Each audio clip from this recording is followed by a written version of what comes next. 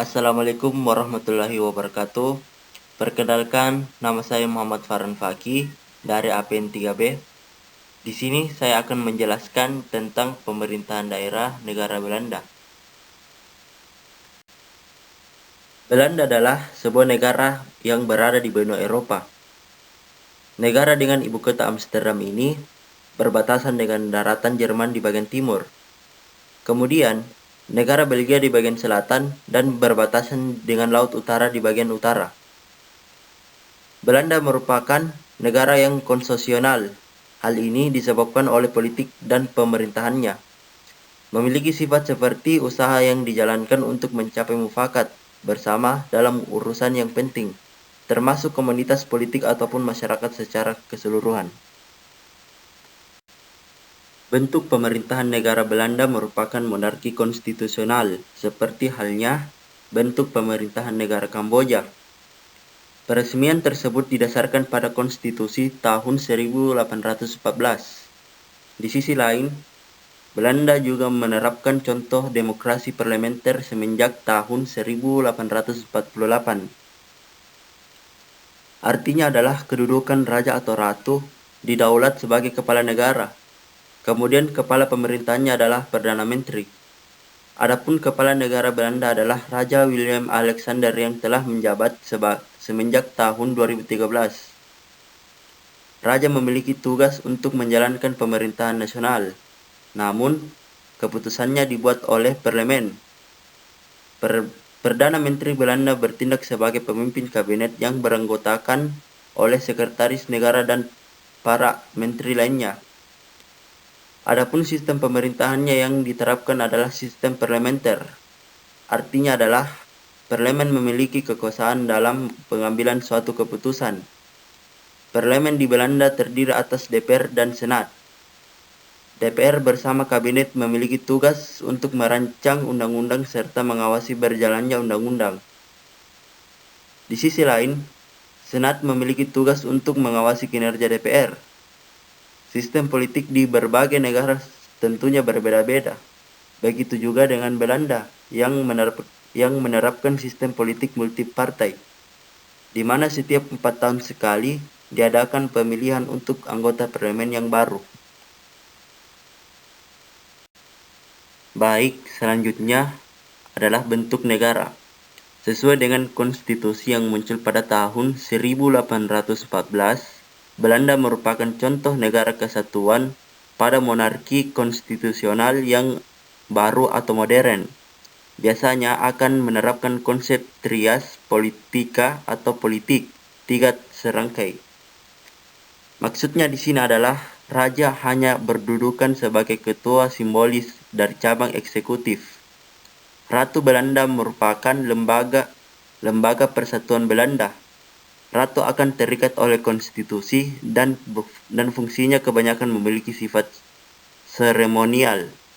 Akan tetapi, terdapat beberapa wewenang yang merupakan kelanjutan dari tradisi House of Orange.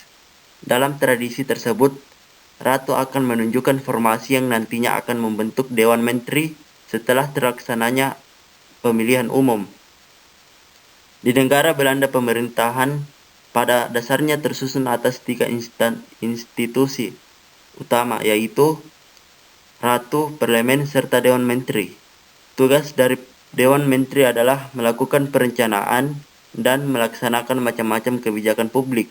Nantinya, Ratu bekerja sama dengan Dewan Menteri yang kemudian disebut dengan julukan The Crown.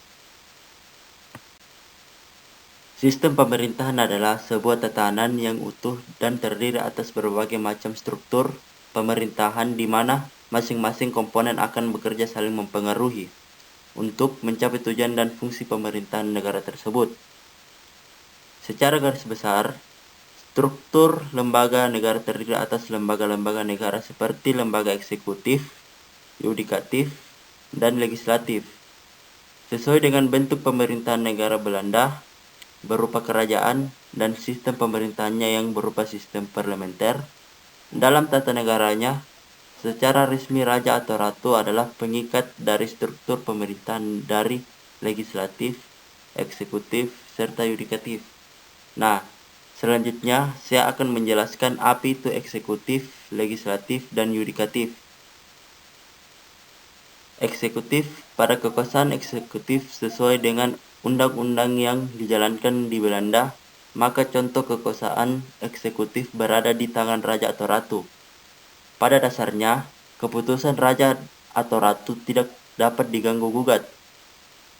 Oleh karena itu, kekuasaan dari pemerintahan dipegang oleh kabinet yang dipimpin oleh Perdana Menteri, beserta dengan menteri-menteri lainnya yang memiliki tanggung jawab kepada parlemen. Yang kedua, legislatif. Pada kekuasaan lembaga legislatif, raja atau ratu nantinya akan menunjukkan seorang wakil yang diberi tugas untuk menjalankan kekuasaan legislatif dan disahkan sebagai anggota Tweede Kamer atau majelis rendah. Mereka diberikan hak inisiatif dalam mengajukan rancangan undang-undang yang dibuat. Yang ketiga, yudikatif. Pada kekuasaan yudikatif memiliki kedudukan yang cukup bebas dibandingkan dengan kekuasaan lembaga negara sebelumnya. Raja atau ratu dalam kekuasaan ini hanya berwenang untuk melakukan mengangkatan anggota yudikatif. Dalam hal ini adalah para anggota pengadilan negeri. Di Belanda sendiri setidaknya terdapat 4 tingkatan badan pengadilan negeri, yaitu kanton, rechtbank, gerechtshof serta hekret. Pengecualian untuk Hooggerecht, para anggotanya akan diangkat oleh raja atau ratu diambil dari calon-calon yang telah dipromosikan oleh majelis rendah. Itulah penjelasan dari saya, kurang dan lebihnya mohon dimaafkan. Wabillahi taufiq wal hidayah. Wassalamualaikum warahmatullahi wabarakatuh.